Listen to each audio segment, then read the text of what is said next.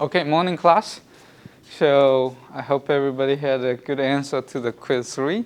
So let's start today's lecture. We're not going to do any real lecture, but we're going to review what we taught last class about all the scattering concept. All the Fourier transform, which can be complex and a little bit tricky to understand. So I want to make sure everybody is following the topic, what a Fourier transform does. How do we understanding scattering from a single atom and a simple object, okay? Before we start, let's take a look at the quiz. We ask everybody to define what is scattering vector. This one is relatively easy. I think almost every single of you got it. So let's take a look.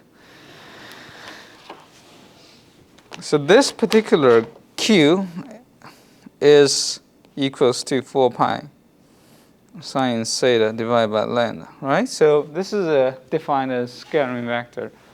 Some of the textbook use a capital Q, but they are basically the same. It's defined as how much transfer of scattering vector you have in between the incidence light and between the exit lights, right? So if we kind of shift the scatter light, so we can call it this in and out. So this would be represent Q vectors, defined as how much momentum transfer between the in and out of the wave vector, okay? Quite straightforward. So why one need to measure Q?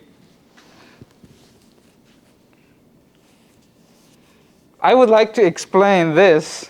We know what the Q vector is, right? So that defines how much energy, or not the energy, momentum transfer happens for any given X-ray wave. So Q, let me explain in the simplest term is, what in a scattering measurement, we measure I versus the Q. So it is a very important parameter. So basically, we typically measure intensity versus Q. So that's going to be your x-axis, Q, okay? And significance of Q is a relevant size scale of what you're measuring, okay? So if you use, let's use a D, which is roughly use 2 pi divided by Q, that's going to give you some real space information. So in this sense, Q is very important. It's kind of the ruler. If you have a tape at nanoscale, that will be 2 pi divided by Q, give you that important scale information. If you measure the Q, you can give you everything you want to know about real space. That's a bridge between. So that's why it's significant. We need to make sure we measure the scattering vector Q correctly.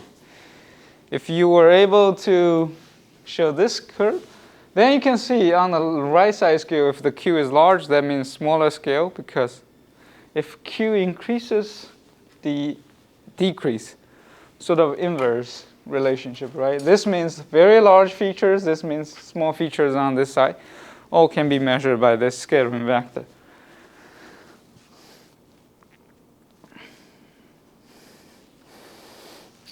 So this is kind of already defined in the question 1, but this is basically, let me write one more time. Q is divided by 4 pi lambda sine theta. So you can see the scattering angle going to have an influence in the Q. Okay? That's actually how we measure the Q. If you think about the X-ray instrument in our USN lab, we can't change lambda. Lambda is typically fixed. So if the lambda is fixed, that's about 1.5 angstrom using the AKEV X-ray. This parameter is going to be fixed. So in other words, we measure the theta to define what's a Q. I have a quick question. Yeah, please, Nathan. So in the actual experiment, why do scientists keep the x-axis in values of Q rather than automatically translate it to values in, say, angstroms or nanometers? Why not just go that extra step to translate the data? Very good question. I think it's intuitively, you will be easy to plot the size Q versus intensity, right? But if you plot that way, a lot of analysis technique you cannot use. There are certain relationships such as Ganier region. You can look at the scattering data versus Q. Or there's polar region, which we're going to cover in the next lecture, in the next Tuesday. Depending on the shape and decay of your curve in the Q, there is a certain relationship you can easily evaluate the quality of the data. If you do a transform, I think that's not going to be that easy, okay? I don't quite understand. And then there is certain meanings to plot I versus a Q. If you translate it to I plot D, then you lose that meaning. In a simple way to explain, okay? And we're going to see what I mean by when you plot I versus a Q. We have certain regions that characteristics to particle size or particle fractal surface, okay? We haven't taught that part yet. It's going to be next Tuesday. Coming back, how we measure Q? I'm going to quickly explain to everybody, but there is more lectures relevant to the scattering parts. So how we measure this scattering angle theta is right here, right? This is the scattering angle theta. So how do we measure it? It's actually not that hard. As long as you have a detector, you can measure that particular angle. Assuming this is incident beam, we can call it incident, right? You have a beam that's scattered to a certain angle. We need to define what's this angle. And this is typically done by measuring the distance of this, we call STD, STD, length of sample to detector distance. This is where your sample is. This is where your detector is. Okay? That can be moved by where your detectors are, if it's closer or if it's far away. And then the other part is you need to know the length from where your scatter center of your beam is. So this is going to be a 2D image plate, which can see where the signal are. And you can measure the distance by pixel, LX, and pixel size, etc. In the camera, you can translate to pixel to real space, okay? With those two information, you can get this theta. So you can translate this to be a Q value. So that's what we quizzed about in last lecture. Will? I had a question. So some people will plot it as intensity versus 2 theta. Is that the same theta that we're talking about here? I'm assuming so. And if it is, why would you plot one way versus the other? Yeah. Short answer to the last one is just a different community. For the crystallography or XRD person, they like to use theta to theta plot. So historically, they use theta angle. More in the sense of diffraction.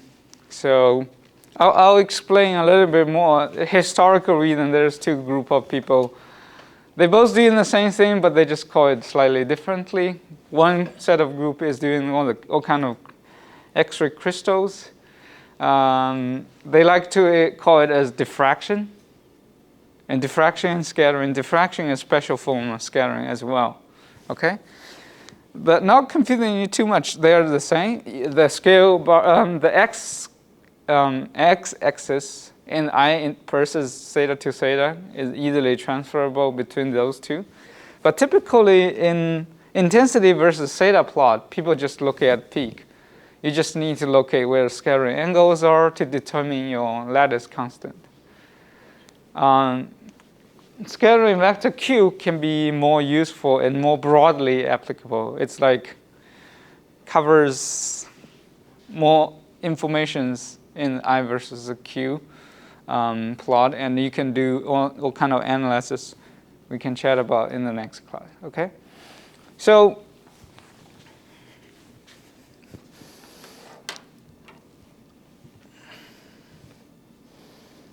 okay, let's go back to the PowerPoint.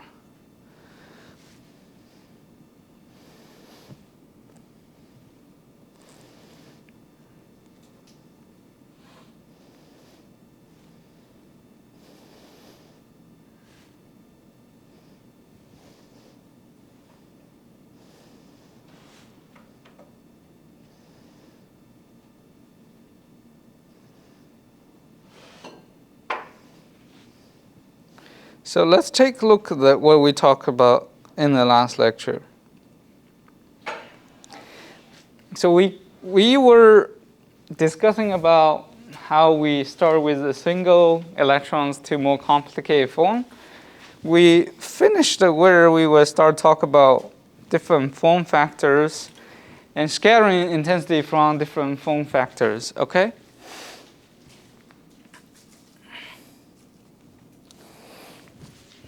First, let me explain one more time what's the significance.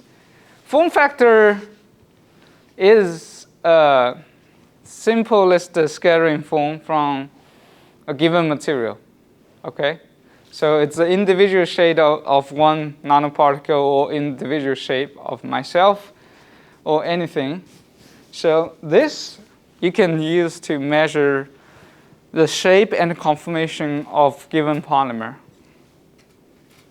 A very typical application space is you have a very dilute polymer dissolved in solution. You want to measure the radius of gyration or the rigidity of the polymer, or you want to see diameter of the polymer thread. That's also possible. Okay, so these are the typical ability.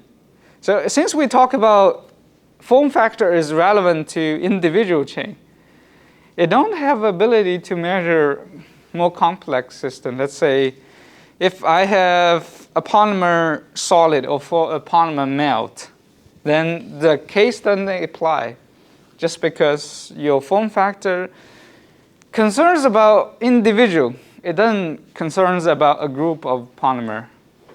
Okay, that will be more relevant to other factors, which is structure factor, how these different structure arrange in different space, in different lattice. Such a great example in structure factor is polymer crystallites or polymer crystal, or inorganic crystal, where you have a nanoparticle arranged in three-dimensionally. And in that case, the structure factor looks at how those particles or atoms are arranged with respect to each other. Okay, you can see in the polymer crystal, let's say we have a polyethylene, crystallized polyethylene polymer. We can measure different crystal lattice A, B, C, and you can understand degree of crystallinity, etc., etc. But it doesn't have the ability to look at individual chain. Okay, so now I'm going to ask everybody a few questions. What if I has examples such as I have polymer inorganic fillers at a very low loading, put it in amorphous polymer matrix, then I do scattering. What do you expect to see? Is it structure factor or form factor, and what material is giving it that information?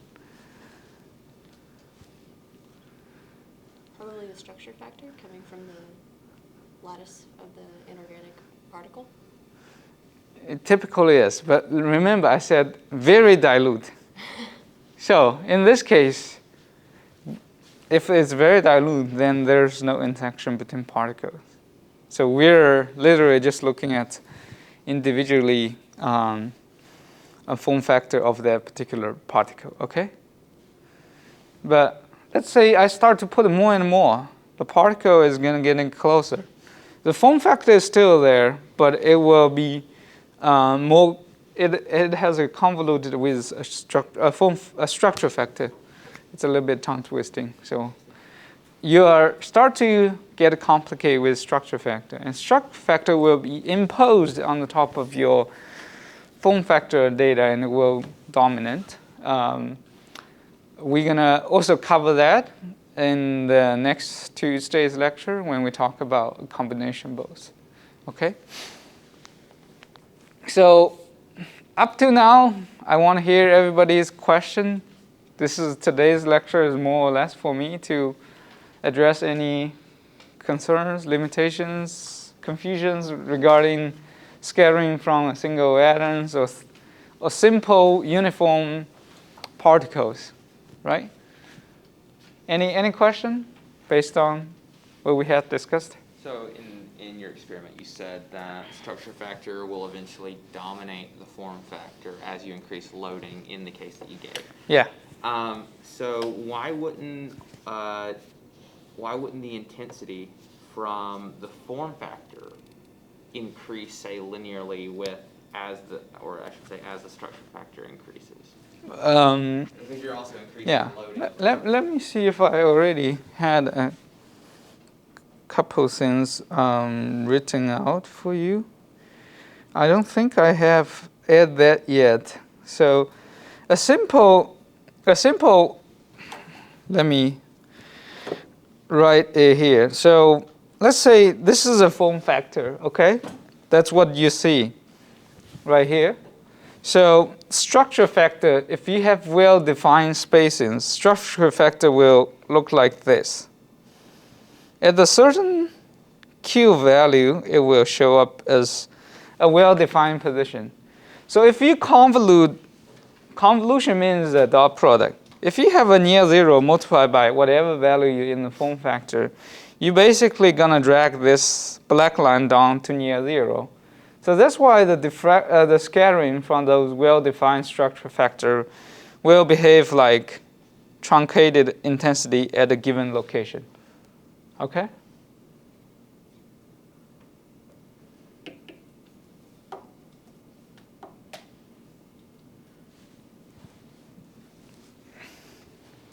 And this is talked about in the text chapter 2.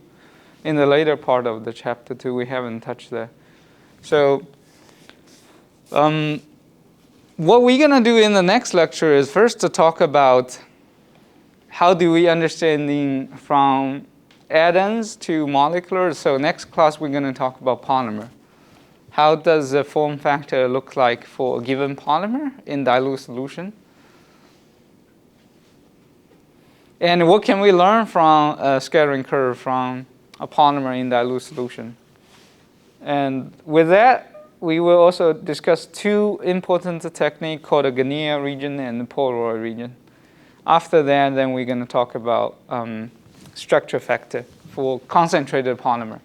You can think about if you have a couple polymer from a few milligrams to 20 milligrams, then you basically bring the coil together closer. Your structure factor will show up. And in that case, it won't behave like this extreme lattice. I don't think I can erase it. So let me just draw on the top of it. It's maybe look a little messy. So this might be the structure factor for a little bit concentrated solution, okay? Then you need to modulate this red curve on the top of that, which will result in a reduction if you have a repulsive system versus attractive system to different structure factor. Slightly complex, but we can chat more detail. I have another question. Please. It's in regards to practical experiment design. Yeah. So you had mentioned that if the sample's too thin, there's really not enough coherent scattering to detect. So what is a good rule of thumb for sample preparation in that? What's a solid ratio to? Is there a ratio between the wavelength that you're using and the thickness of your sample? Yeah. Okay. So Let me check if this is working. CXRO, yeah, it did work. So there is a website. First, I want to introduce something really quick. So if you type in CXRO, Center for X-ray Optics, at lbl.gov, this will bring you to this website. And this website is useful that because how X-ray interact with every material is already defined. It's like UV vis or FTIR spectroscopy. So if you know what material your X-ray and what energy you're going to interact with your matter, you can calculate how much penetration, which I'm going to address your question just in a moment, because penetration is important. We need to find a balance between the penetration and the scattering volume. In other words, we don't want X-ray to penetrate the polymer so easily that it doesn't scatter. We don't want to be absorbed too much so it does not have the ability to see the scatter. So I want you to go to this X-ray database. So look at how nice it is. X-ray interaction with matter. This outlines everything you need to look at X-ray transmission, X-ray reflectivity, okay, and attenuation length is basically something is similar to transmission, but it's another way to say it, okay? So let me use transmission of a solid to give you an example. It will ask you what are the common material you're gonna be putting in. If this is a new material is not being listed here, you can just type in the structure. If it's listed there, you can just pick it from there. These are just some of the common ones people generally use, like polycarbonate, PMMA. Silicon nitride is some of the common material, and Kapton is the other. Let's use Kapton, polyimides. You see, it already pops up the density, which is very important. Density defines how strongly your material will interact. And chemical formulation, because it only matters to what addon's in there, as different addon has different attenuation power. Putting how much thickness you will have. So let's say we have a 2 millimeter sample.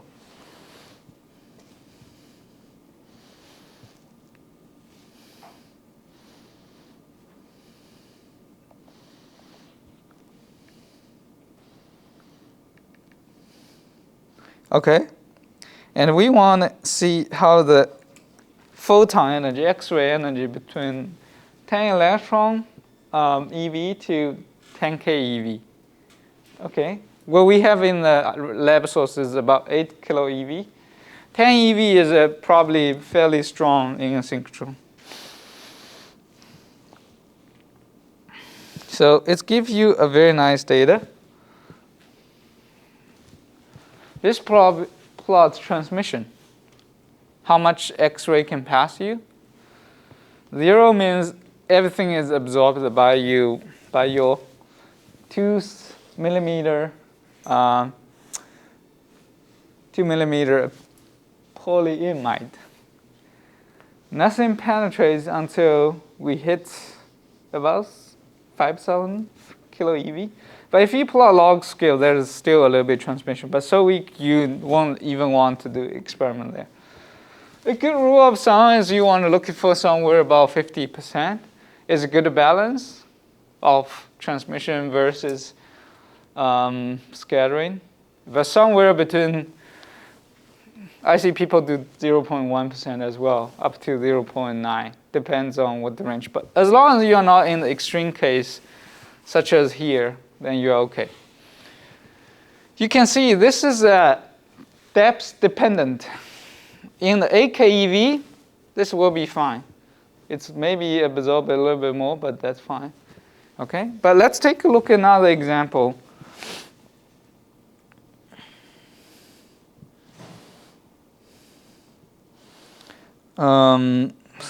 Silicon nitride. That's a good example. Okay, now we're looking at inorganics. Absorption scale proportionally to the atomic numbers. Silicon gonna absorb much stronger than any organic molecule. Great, we have a periodic table, so this is gonna be much stronger than carbon. If you have metals or halogenated atom in your molecular, you're gonna have a problem, let X-ray pass them. So let's submit the request one more time. All right, what do we see? Can you run your experiment at 8 keV? No. Your inorganics gonna absorb all your material, all your X-ray. You don't gonna see anything, okay? But if you look at a scale bar, this is 10 to the 2 of power of -7. It's literally doesn't have anything. How about we reduce the length by a factor of 100?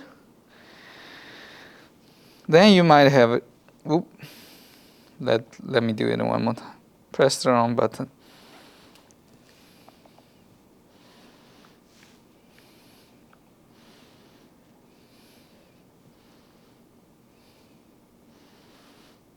I don't think it's.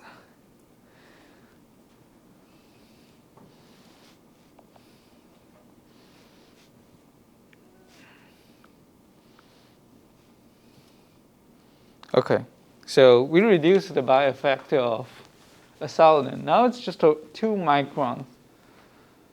Oh, the scale bar is also changed. Let me plot it one more time, so you can see what happens at 10 keV range. Now should be the good.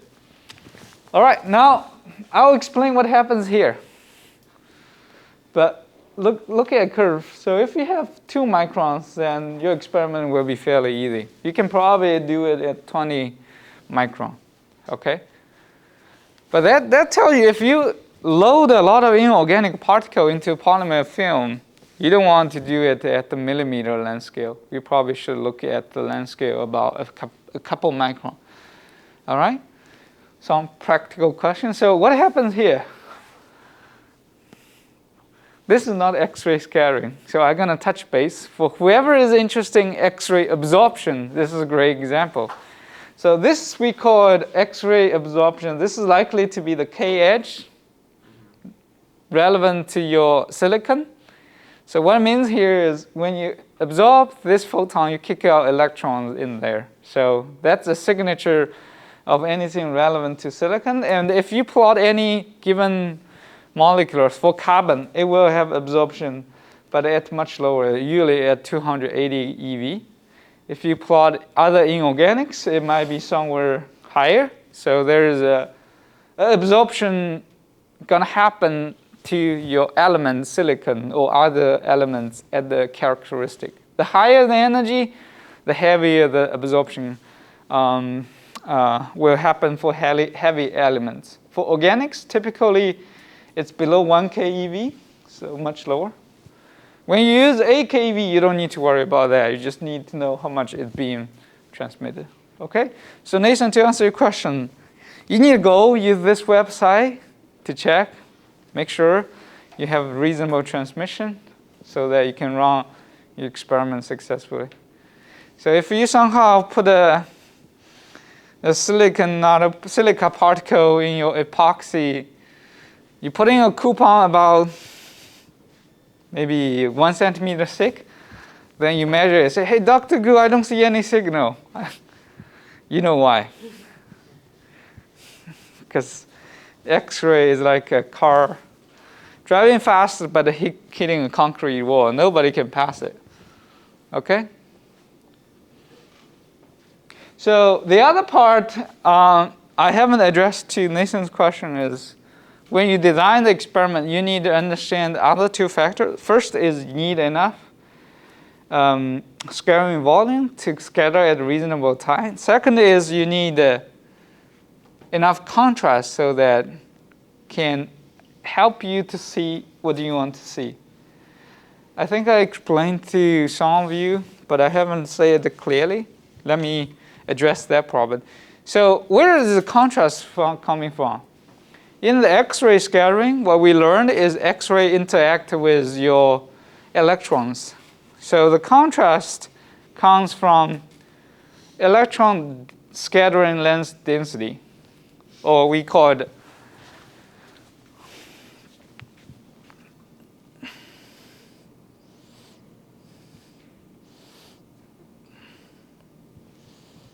okay, why it doesn't want to go? Anyway, I'll write just on the corner. SCLD stands for scattering length density, okay? So this basically says how much scattering length, which is another jargon people speak in the scattering community. Basically, it just says how strong I scatter this particular element scatter compared to other. If two has a similar scattering ability, then there is no contrast. You can think about you're doing a painting. There's two colors in there. Black can be strong contrast, but all the neighbor, if it's all the black color, then there's no contrast between black and black. Same for the white color. If you have a pale gray in the islands of pale gray, then there's no contrast. So you have to have the elements you want to measure has different scattering length density. Okay? So how do we define the color or the scattering length density of a given material? Fairly simple. As the name suggests, you just need to look at electron density, which is by look at number of electrons divided by the volume of your material. Sonia, question? Say one more time, please, what that equals. Yeah. It's equals to how many electrons at a given volume. How do you calculate that? Not hard at all. If you know the density of your material, if you know what is material within your material, then you know the scattering length density. Why? So how do we know how number of electrons within your material? Not hard. If you know how many moles of your material, if you know the weight, let's say I have a gram of polyethylene, I can convert to that grams to how many moles if I know the molecular weight, right? If I know how many moles of molecular is in there, I know how many moles of carbon atoms, how many moles of hydrogen atoms, and how many electrons in the carbon is defined by the material. Carbon should have 6 electrons around it. Hydrogen should have 1. So you know exactly how many electrons if you know the chemical structure and the weight of it. Correct? Volume is also defined by density. So if you know your mass, you divide by your density, you get the volume. So voila, you can get out this electron density. So is SLD a property that a single material can have, or is it a relationship between two different properties, like the difference in electron density between the two? SLD is a materials property. Okay. Contrast is relevant. SLD of one material with respect to other. So everybody, think about how tall we are. Everybody has a height. So scattering contrast comes from the height difference. If I'm standing next to Ben, we have quite some contrast because he's probably much taller, or Kyle.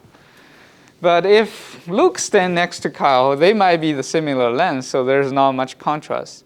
Okay? So in other words, you need to think about what material you are measuring. So let me give you an example. Electron density scales. It's a linearly scale with your atomic number. The heavier the atoms, the more electron density, because if you have look at the hydrogen, it has 60, let me make sure I said it right, 53 electrons circling around hydrogen, right? Or if you look at the metals, silver, it has 47 electrons circling around its core. And it's also dense. So combining two, the scattering lens density increases with the periodic table linearly. Hydrogen has very low scattering lens density. Carbon has slightly higher. Oxygen even a little bit more higher. Silicon is much higher than carbon. Make sense, right? So atomic scattering lens density scales linearly with electrons. So we can think about these are 1 year old all the way to teenagers. So how tall they are is defined very well. Now, we talked about atom scattering density. How about polymer scattering lens density? Very simple. You just need to take average of whatever atoms within your molecular. That's give you average scattering lens density for your material. Okay? And there's even website can do it. As long as you tell it's what the density of your materials are and what is the composition of your material. It will spill out the scattering lens density. I'll show you a website later. So coming back to the topic, if we do a scattering of polyethylene versus polystyrene, the contrast will be there, but likely to be small because they're made of similar atoms, right? They're both of made majority carbon and hydrogen. So there's weakly scattering. However, if now I take a basketball player, which is much taller, put it in this classroom, we know this contrast will be big. So this happens when you put in inorganic nanoparticle into the matrix of polymer. That is what's happening. You are filling some high scattering lens density material in a low density contrast, a matrix. So you have a lot of scattering contrast. That means you're going to scatter pretty nicely. So in that case, are you measuring you're measuring structure factor in that case? Yeah, still the structure factor. So in the case of like a crystalline polyethylene, then there's no real difference in composition. So where is your contrast coming from? Not true in that sense. So this is a little bit tricky when you go back to the scattering vector Q. So remember what is scattering vector Q we talked about? It's a 4 pi sine theta divided by lambda, and it's a length scale we use to measure how big and how small your structures are. So the higher the Q, we're looking at the smaller and smaller scale, right? Okay. Now, why it matters? Think about that. Think about I have a ruler. If the ruler is really big, I can only measure everything up to that ruler length. Lower resolution limit, it means lowest the resolution is that length. So if I have a lens can only resolve the size of this classroom, I don't see every individual atom. What I see is average scattering lens density of all of them, right? Make sense? But as I increase the scattering vector Q, I'm looking at better resolution. Once this resolution hits the atoms size scale, then I could resolve the electron density difference at that length scale. And it should ring a bell to you, right? There's electron density difference in lattice. We'll compare you. Imagine you are this particular polymer. What between you and the next atom or next molecular is air. Scattering lens density is 0. So a lot of contrast in that case. So that answers your question, hopefully. So that depends on Q. In the high Q, you will be able to resolve what is within that, and you will be able to see the scattering length density. But if you're at the low Q, we cannot resolve. So what X-ray see is just the average information of this hodgepodge thing. So you won't be able to see much. Yeah, Ben. Is this related to the miscibility of both components as well? So if you have two components that are obviously phase separated, Yeah. I feel like the contrast would be very high versus two miscible polymers. Is that, or do you still see yeah. contrast there? Yeah, that comes back to the question with Nathan. That's relevant to what the Q range we are measuring.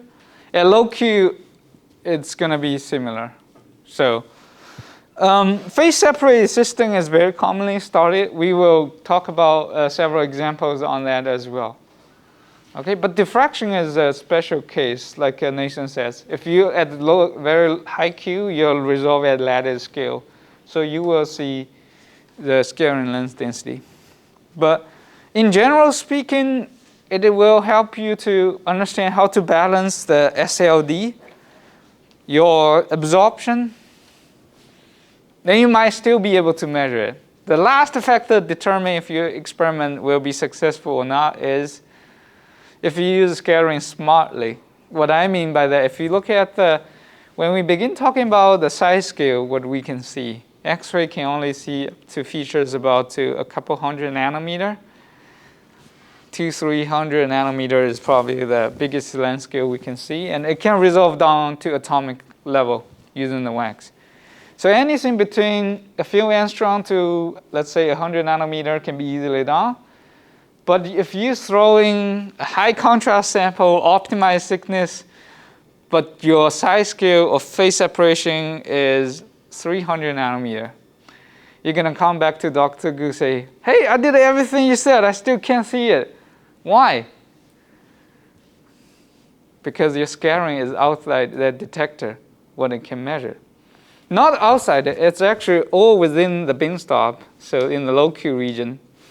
So in other words, you are using the wrong tool to measure this size scale. So make sure you understand that a little bit. That applies to nanocomposites, especially. If you have loading nanoparticles into matrix, good contrast, you cut that down to thickness is exactly what you want. You have optimized the absorption versus transmission. Last thing you want to make sure is your nanoparticle is not too far away. If it's dispersed very well in the micron scale between one particle to the other, then X-ray is not the right tool. So a good example to that is a block polymer. You have phase separate system. Although the contrast is low, but this phase separation typically happens at 10 nanometer scale. So 20 to 80. They're relatively well defined, so you can easily get the structure factor out of it. You can look at your scattering peak. Well, the contrast is generally low, just because you're scattering from polystyrene, polyethylene, or polyisoprene, polystyrene, etc. It's fine. You need to measure it longer time, but you can do it. Okay? Hopefully, this is a quite long answer, but hopefully this answers your question. You need to consider those three factors: attenuation, contrast, and size scale you're trying to measure. Any question? Yeah? I just had one, it's kind of more of a general question. When do you want us to be turning in that proposal for? Did I post it on the canvas? I think I put a date. No due date? 13th. Look, when is that? 13th. 13th. Is it enough time? I think maybe we could use a little more. Okay. Yeah, no problem. We don't need to turn it in a hurry. Maybe let's make something I can easily memorize. Let's do October 1st. Okay? Perfect. Give everybody easy time to work on that. Thank you. And we can progress a bit more in the teaching of this. Any other questions? If not, I hope everybody gets what we are getting into in terms of form factor. So Next few class will be more practical. Those are fundamental Fourier transform of atom, etc. So next class we're going to start to discuss about scattering of a single molecular, a single polymer chain in the dilute solution. So you're just looking at the form factor of that chain. We're going to talk about a little bit more technical term. What is Guiana region? How this can be used to measure TG, sorry, not TG, RG, radius of gyration, not the glass transition temperature. We're going to also look at the polar region, which is in high Q. You can look at more details of their molecular, people call it the fractal number. So with that, we should be able to make reasonable good progress in the chapter 2. So feel free, and you should try to give chapter 2 a good read. So we should be finishing that sometimes next week for those two. Okay? All right, if no more questions, let's finish today's discussion. Mm-hmm.